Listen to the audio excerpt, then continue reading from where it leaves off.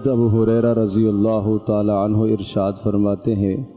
کہ رسول اکرم صلی اللہ تعالی علیہ وسلم سے ایک شخص نے درخواست کی، اے اللہ کے رسول آپ مجھے کچھ نصیحت ارشاد فرمائیے۔ پیارے پیغمبر صلی اللہ تعالی علیہ وسلم نے ایک کلمہ نصیحت کا ارشاد فرمایا۔ ایک دوسری روایت میں آتا ہے کہ ایک شخص نے کہا، اللہ کے رسول آپ مجھے کچھ نصیحت فرمائیے، لیکن مختصر نصیحت فرمائیے کہ جس نصیحت پر میں عمل کر سکوں۔ پیارے پیغمبر صلی اللہ علیہ وسلم نے ایک ہی نصیحت فرمائی، پھر اس نے درخواست کی اور ارشاد فرمائیے، پھر آپ نے وہی نصیحت کی، پھر انہوں نے کہا اللہ کے رسول مزید ارشاد فرمائیے، پھر آپ نے وہی جملہ دہرایا۔ 3 مرتبہ اسی طرح سے آپ نے اسی جملے کو دہرایا، اور وہ جملہ کیا ہے؟ لا تغضب،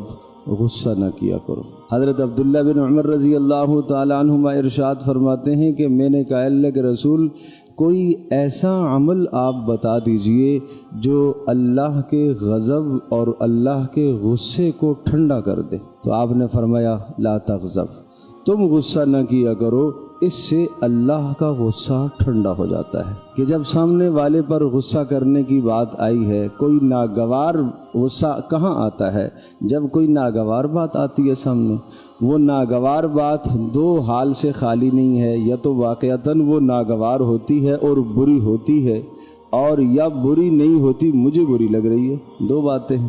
یا تو وہ واقعتاً بری ہے، اگر وہ بات واقعتاً بری ہے تو تب بھی اس پر صبر کا حکم ہے، اور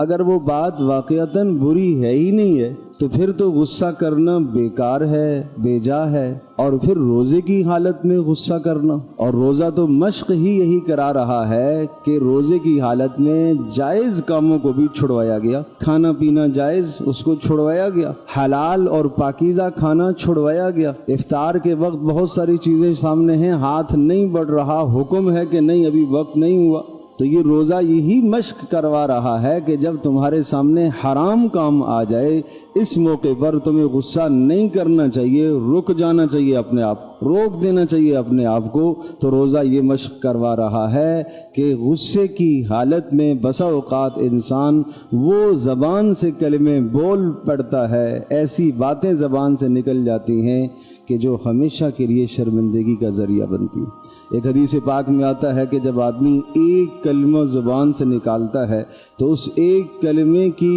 وجہ سے وہ جہنم میں گرا دیا جاتا ہے، صرف ایک جملے کی وجہ سے۔ تو اس لیے زبان پر قابو رکھنا، اور خاص طور پر غضب اور غصے کی حالت میں زبان پر قابو رکھنا، اس لیے تو رسول اللہ صلی اللہ علیہ وسلم نے یہ ارشاد فرمایا کہ جب تم سے کوئی الجھے، بحث مباحثہ کرے تو تم غصہ نہ کرو، تم کہہ دو میں روزے دار ہوں، میرا روزہ ہے، میں نہیں بحث کر سکتا آپ سے۔ تو بہرحال غصہ آنا انسان کی فطرت ہے، آدمی کو غصہ جائز بات پر آتا بھی ہے اور ناجائز پر بھی آ جاتا ہے۔ تو جب غصہ آئے تو تھوڑا سا آدمی تحمل کرے اور سوچ لے کہ یہ جو غصہ جس بات پر مجھے آ رہا ہے کیا یہ جائز ہے، اور اگر وہ جائز بات ہے تو پھر کس حد تک غصہ آنا چاہیے یہ بھی آدمی کو دیکھنا ہے۔ بسا اوقات ایک بات جائز ہوتی ہے اور اس پر اتنا زیادہ آدمی بھرم ہو جاتا ہے اور اتنا غصے کا اظہار کر دیتا ہے جو کہ کرنا نہیں چاہیے۔ اور یاد رکھیے گا اس موقع پر، غصے کے وقت میں، شیطان انسان کے خون میں دوڑ رہا ہوتا ہے، جہاں جہاں خون پہنچتا ہے وہاں وہاں شیطان جسم میں چل رہا ہوتا ہے، اور اس وقت شیطان انسان سے سب سے زیادہ پر امید ہوتا ہے کہ اس سے میں اول فول نکلواؤں گا اور ایسی باتیں کرواؤں گا کہ جس کی وجہ سے اس کے لیے جہنم مقدر بن جائے گی۔ تو اس لیے آدمی کو سوچنا چاہیے کہ مجھے اس موقع پر غصہ کرنا چاہیے، نہیں کرنا چاہیے، کتنا کرنا چاہیے، کس حد تک کرنا چاہیے۔ اور رسول اللہ صلی اللہ علیہ وسلم نے یہ بھی عمل بتایا کہ جب کسی پر غصہ آئے تو تم سامنے سے ہٹ جاؤ، اس کو ہٹا دو، آپ سامنے سے دور ہو جاؤ،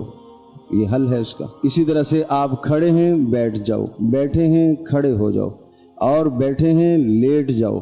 اور وضو کر لو، اور اگر روزہ نہ ہو تو پانی پی لو۔ یہ تمام کی تمام چیزیں غصے کو چھٹانے اور دور کرنے کے اعمال رسول اللہ صلی اللہ علیہ وسلم نے بتلائے۔ اور فرمایا چونکہ غصہ شیطان کی طرف سے ہے اور شیطان آگ سے پیدا ہوا ہے اور وہ تیز حرارت اور گرمی انسان میں لے کے آتا ہے، غصے میں ایک دم سے چہرہ سرخ ہو جاتا ہے، نتنے پھولنے لگ جاتے ہیں، پسینہ آنا شروع ہو جاتا ہے، پتہ یہ چلا کہ یہ شیطان کے اثرات ہیں۔ ان اثرات کو پانی سے ٹھنڈا کرنے کا کہا گیا، وضو کر لو، اس سے غصہ ٹھنڈا ہو جائے گا۔ اور اللہ سے آدمی مانگتا رہے کہ اللہ میں کسی غصے کے موقع پر ایسا لفظ نہ بول دوں، ایسا عمل نہ کر دوں کہ جس کی وجہ سے مجھے ہمیشہ ہمیشہ کے لیے ذلت اور رسوائی اٹھانی پڑے یا میرے لیے جہنم مقدر بن جائے۔ اے اللہ میری حفاظت فرمانا۔ تو روزے کی حالت میں بھی خاص طور پر یقیناً جب آدمی بھوکا بھی ہوتا ہے، پیاسا بھی ہوتا ہے،